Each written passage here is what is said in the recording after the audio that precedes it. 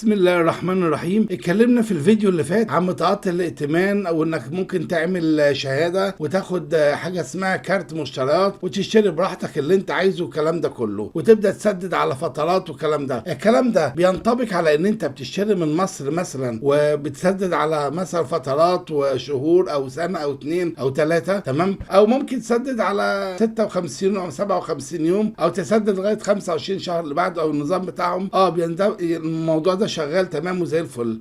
طيب الكلام ده يعني ينطبق برضو لو انا اشتريت حاجه من بره مصر، بينطبق. طيب يعني انا لو دخلت مثلا اشتريت اي حاجه مثلا من اي بلد وعلى اي موقع مثلا اي بي مثلا امازون، ممكن ان انا اقسط والكلام ده؟ ممكن تقسط. البنك هنا ملوش دعوه انت اشتريت فين ولا اشتريت من مين.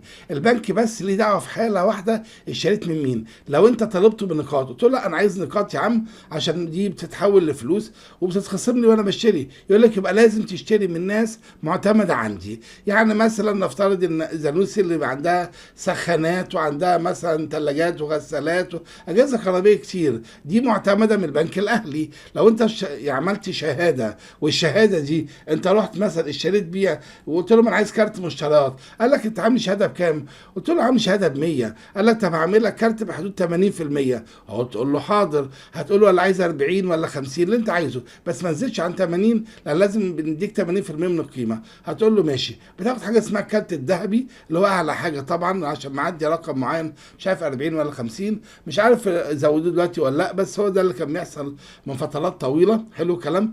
انت بتاخد الكارت ده وبتشتري بيه اللي انت عايزه من اماكن المعتمده بتاعه البنك. بيديك هو برشو او ورقه كبيره بيقول لك المعتمد عندي في شركه كذا وشركه كذا، حاجات معتمده اشتري منهم. اشتريت منهم خدت نقاط، النقاط دي بتيجي مثلا في السوبر ماركت تشتري يقول لك مخصوم لك 200، مخصوم لك 3، دول هديه مثلا من النقاط والكلام ده. طب اشتريت من حد مش معتمد من عندهم، هم مالهم؟ يقول لك ماليش دعوه مش مشكله، سدد لي قبل 25 اللي بعده. اشتريت يوم 1 يناير لازم تسدد قبل 25 فبراير اللي هو كام؟ اللي هو 30 زائد 25 يوم قبل يوم، يعني لازم يوم 24 فبراير تكون مسدد. قبل يوم 25 الكلام ده كله لازم يكون ايه؟ او لازم تسدد قبل 1 في شهر يناير عشان ما يكونش عليك ايه؟ اي مشكله. لو عدت عليك 1 يناير يقول لك لا يا حبيبي مالكش نظام قسط عندي. هتقول له ايه ده نظام القسط اتلغى؟ يقول لك نظام القسط ده موجود طول الشهر اللي انت جواه.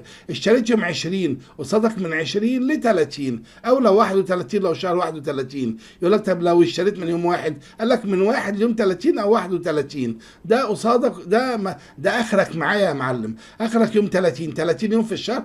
ال 30 يوم في الشهر دول انت لازم يا صاحبي تسدد فيهم او تكلم البنك عشان هتقسط او هتعمل.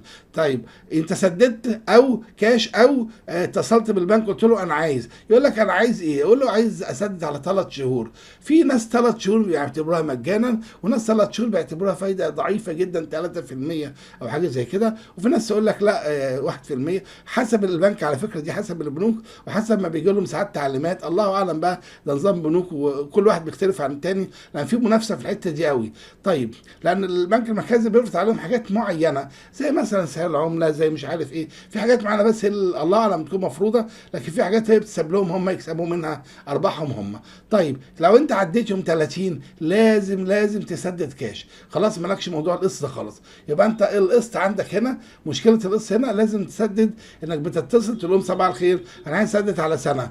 كان من قيمه سنتين كده لما تتصل يقول لك مثلا 9%، في دلوقتي بقت 11 مثلا يعني على سنه. طب يقول لك لا انا عندي نظام 3 شهور 6 شهور سنه سنتين اختار اللي انت عايزه مثلا. في ناس يقول لك لا انا عندي سنه ونص، كل بنك حسب نظامه في الموضوع ده. المهم في الفيديو ده ان انت لو اشتريت من اي حته هم ما لهمش دعوه، هم كل اللي ليهم دعوه بيه انك تسدد لهم ثمن اللي انت اشتريته، او يكون رصيدك بيسمح بانك تشتري، رصيدك سليم. يعني انت عندك مثلا في حسابك 50,000 في الكارت بتاعك او 80,000 في الكارت، اشتريت ب 20 ب 10 ب 30، ما انت حسابك يسمح، ما حدش له دعوه. بس كده انت بقى بتسدد على طول، بتروح البنك بتسدد المبلغ اللي انت عملته او بتسدده بعد كده او بتسدده بالقسط، هم مالهمش دعوه. ومن هنا نقدر نخرج من الفيديو ده بحاجه مهمه جدا، ان احنا ممكن نشتري من بره بالقسط او من جوه بالقسط او اللي احنا عايزينه، ودي حاجه بتسهل علينا اي حاجه احنا عايزينها. انا سالت في الموضوع، رحت خدمه العملاء وسالت وعرفت الموضوع دوت قبل ما اتكلم معاكم فيه، واتاكدت من بعض البنوك ان هم بيسهلوا كمان افضل من كده بكتير جدا، حاجات زي كده. يعني انا عايز اقول لكم، انا مش عايز احدد اسماء بعينها، تمام، بس احنا عندنا مثلا ممكن نوصل لحاجه زي بنك مثلا الاهلي، ممكن بنك مثلا زي العربي الافريقي، في بنك تاني مثلا زي بنك CIB، وده على فكره بنك ممتاز جدا وبيسهل حاجات كويسه قوي قوي، وبتعامل اونلاين كتير قوي، وحاجه ممتازه جدا. وعندنا بنك كريدي اجريكول، وعندنا بنك مصر. طبعا بنك مصر فيه انواع من البطاقات الائتمانيه، في الكلاسيك، في الذهبيه اللي كنا بنتكلم عليها. وطبعا كل بطاقه من البطاقه دي الذهبيه دي ليها حاجات حلوه قوي. يعني ممكن وانت رايح المطار تدخل كبار زوار، ممكن لو انت ليها حاجات تانية كتير، تمام. البلاتينيه ليها حاجات اعلى واعلى واعلى، طبعا ليها مهرجان مميزات بطاقات، حتى بيقول لك ايه، خصم 11%. يعني هو بيقول لك ايه، بيقول لك انا عندي شروط هنا، ممكن تدخل تبص من غير ما تتعب نفسك ولا اي حاجه. وفي اسئله هنا اللي هي الاسئله المنتشره جدا اللي هم بيقولوا عليها دايما. عندك كريدي اجريكول بيقدم شغل ممتاز جدا على فكره، لو رحت هناك هتلاقي في خصم وكاش باك والكلام ده. الكاش باك هنا ان البنوك بتعتمده بدل موضوع النقاط. يعني ايه الكلام ده؟ يعني بدل ما تروح مثلا تشتري من حاجه معتمده زي ما قلنا زانوسي مثلا، يقول لك خد مثلا 500 نقطه دول مثلا ب 200 جنيه، اشتري حاجه في سوبر ماركت مثلا بكذا نخصم لك 200 جنيه. لا، في ناس يقول لك انت عندك كاش باك ايه لغايه 3000 ونص، ودي حاجه كويسه قوي على فكره، تمام. في بنوك تانية بتقدم حاجات احسن من كده بكتير جدا. تعالى مثلا نبص مثلا على مثلا بنك زي ايه، زي البنك ده مثلا مشرق ده بيقدم حاجات جديده وحلوه، بس هو يعني ايه مش منتشر ومش مشهور قوي، بس هو عنده بطايق بلاتينيه، وعنده بطاقه كريدت كارد دي ممتازه جدا. وفي ناس مش محتاجه تدفع فلوس وتعمل شهاده، ودي معلومه مهمه جدا. حلو كلام، مش محتاجه الكلام ده خالص ولا اي حاجه، بس عندها مرتب، ممكن تعمل عن طريق المرتب، بتعمل حاجه اسمها فيزا. في ناس بتقول لك لا، بس احسن حاجه انت بتشتغل عليها في رايي انا انك تعمل كارت الخصم المباشر ده بعد ما بتعمل ايه الموضوع اللي اتكلمنا فيه، هو موضوع انك تعمل شهاده، حتى لو مبلغ 5 ب 10 باي حاجه. 10000 هيديك 8000 جنيه شهر براحتك، 7000 6000 زي ما هو هيقول لك، انت هتقول له حاضر وتشتغل على قد المبلغ الموجود وتسيب نفسك مساحه. معلومه اخيره يا صاحبي ممكن ما تلاقيهاش تتقال لك بسهوله واعرفها مني انا، القسط ما فيش رجوع فيه. يعني ايه الكلام ده؟ يعني انت مثلا نفترض ان انت رحت عملت بطاقه مثلا ب 10000، قلت له انا عايز كارت، هيقول لك 80% 8000 جنيه، طلع لك الكارت بالمبلغ دوت. خدت الكارت واشتريت بيه مثلا حاجات ب 2000 جنيه، جيت قلت له مثلا، او اشتريت مثلا بكام، مثلا ب 5000 جنيه، حلو، قلت له انا عايز اقسط على سنه. جيت بعد كده بعد شهر شهرين لقيت حاجه حلوه قوي عايز تجيبها ب 4000 ولا 5000، تيجي تشتري يقول لك لا يا حبيبي انت رصيدك عندي 3000 بس، ما انت لسه ما سددتش، ما انت بتسدد كل شهر، اول شهر بتسدد الفوائد مش بتسدد الفلوس. يعني اول شهر ده ليه عليك 9% مثلا فوائد بتسددهم، بقيت الشهور كلها.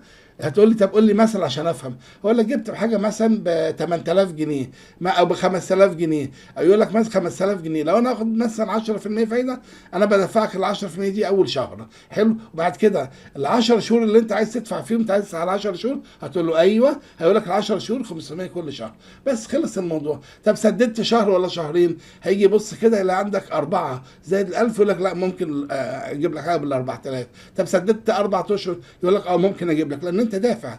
طب لسه جايب الحاجه طازه ومتبقى حسابك متبقى فيه 3، يقول لك لا ما اقدرش اجيب لك حاجه غير في حدود 2 ونص 3، هو ده اللي اقدر اجيبه لك. انا بقول لك معلومات مش هتتقال لك غير لما تجرب بنفسك وهتقع في حاجات كتير. حبيت اوفر لك حاجات كتيره جدا في كارت الائتمان، لان جالي تفسيرات كتيره جدا ما بين على العام وبين على الخاص، مش عارف يعني كل واحد عمال يرد عليا التاني بيبعت نفس السؤال هو. فانا قلت اعمل فيديو عشان ايه، عشان الخاص يقف شويه، عشان انا بعت قلت لهم هعمل لهم فيديو، عشان يعني الاسئله بتتكرر، بس بيجيني كمان من منصات تانية زي تيك توك، بيجيني من ريلز في الفيس، بيجيني من حاجات من اماكن كتيره جدا، منصات كتير جدا.